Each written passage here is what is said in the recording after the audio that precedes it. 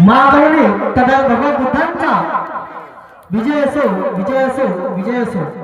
महागौरी तदा भगवान बुद्धांचा विजय असो विजय असो विजय असो। महागौरी तदा भगवान बुद्धांचा विजय असो विजय असो विजय असो। तसे मान्य सरांना मी विनंती करतो की त्यांनी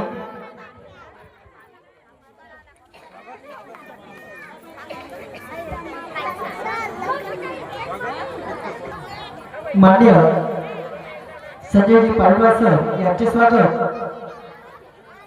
आशिक डांगे हा करेल असं मी त्याला विनंती करतो आहे। आशिक डांगे हा करेल।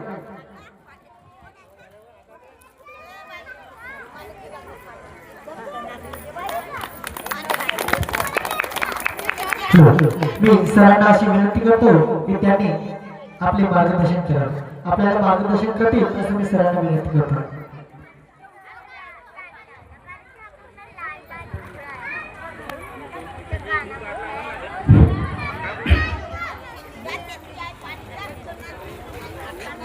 स्वराज्याचे संस्थापक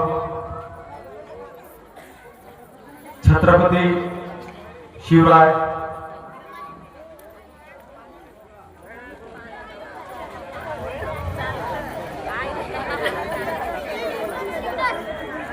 माधव छत्रपती संभाजी महाराज आरक्षणाचे जनक छत्रपती शाहू महाराज क्रांतीसूर्य महात्मा ज्योतिबा फुले क्रांतीसूर्य स्त्री शिक्षणाचे जनक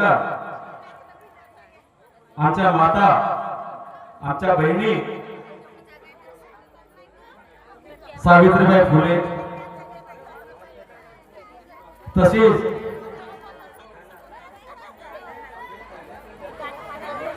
भारताचेच नव्हे तर संपूर्ण विश्वाचे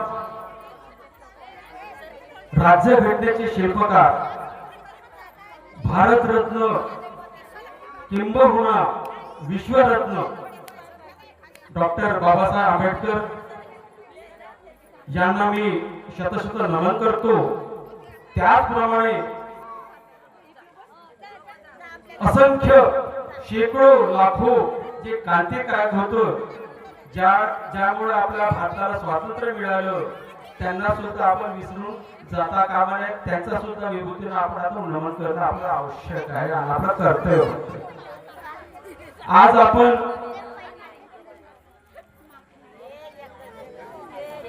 जगाला शांतीचा संदेश देणारे गौतम बुद्धांची आज आपण जयंती साजरी करत आहोत। आपण ही जयंती साजरी करत आहोत फक्त हा कार्यक्रम नसून हा महोत्सव आहे।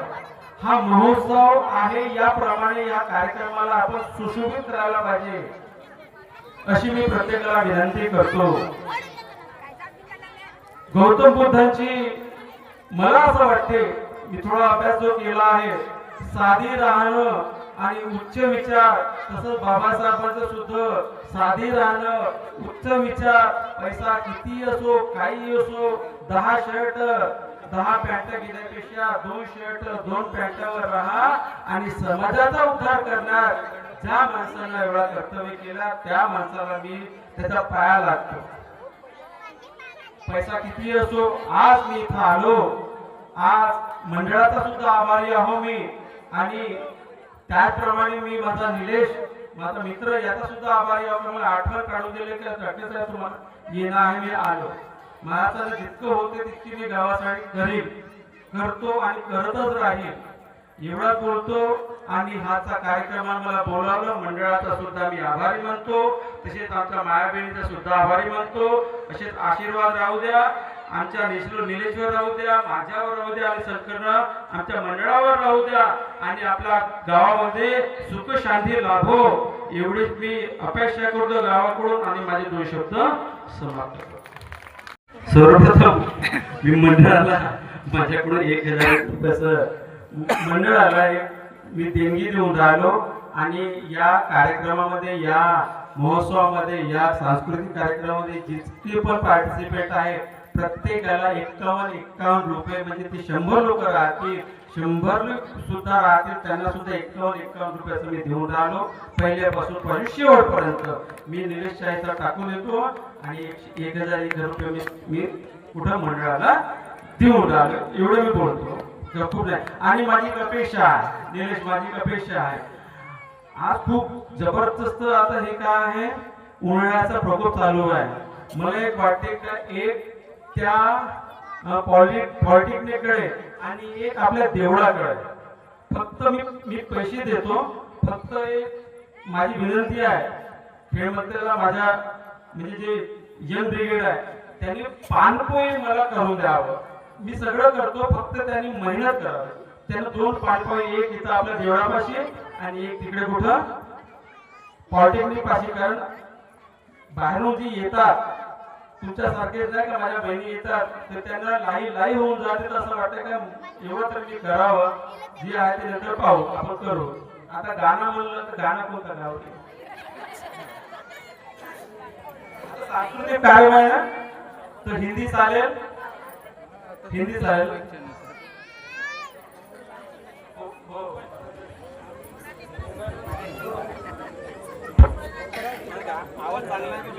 आज मराठी आपण बोलतो, परंतु हिंदी सुद्धा आपली मातृभाषा आहे ना.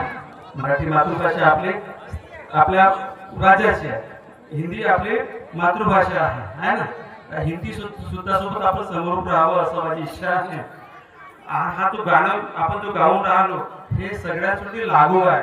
आज आपण किती दुःखात असो, किती काय कष्टात असो, सगळ्या त्या दुःखात विसरून आपण जीवन जगलंच पाहिजे आणि जीवनाला सामोरं गेलंच पाहिजे अशी माझी अपेक्षा आहे. आणि प्रत्येक माय बहिणीला, माझ्या बहिणीला सगळं मी आवर्जून सांगतो का कोणत्या गोष्टीला ध्यान नको तुम्ही. सगळंच आपलं आता कोणी असो, माझ्यासारखं असो, तुमच्यासारखं असो, काही ना काही करून राहिलं तर त्याच्यामध्ये आपला खुशीनं राहायचा, काही टेन्शन घ्यायचं नाही, काही नाही, चालत जगायचं चांगलं व्यवस्थित.